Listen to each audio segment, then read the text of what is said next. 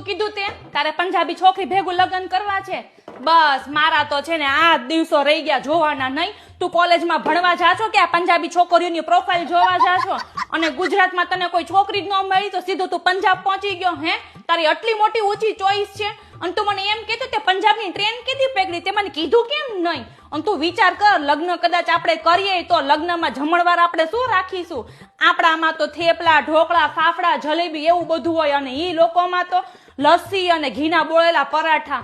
આપણે એકવાર ઈ લોકોનું જમવાનું ખાશું ને પેટમાં એટલો ગેસ થઈ જાય ને સીધો ધુમાડો છે ને પંજાબમાં નીકળશે. અને તું વિચાર કર, આપણે જાન લઈને કેવી રીતના જઈશું? આપણામાં તો છે ને રાસ ગરબાની એવું બધું હોય અને ઈ લોકો તો સીધો ધરતી કપત લાવે, ભાંગડા ને ઢોલ નગારા એવા વગાડે ને કે બીજાના 5 ઘર હલાવી નાખે. હા તો ઈ બરોબર જ છે. મારે તો છે ને આ નહીં પોસાય હો પંજાબી છોકરી. હું તને અત્યારથી તને કહી દઉં છું, ઈ લોકોમાં તો બધું વાહે ગુરુ કરતા રહેશે અને આપણે બધા ગુરુ આગળ ને આપણે બધા વાહે વાહે.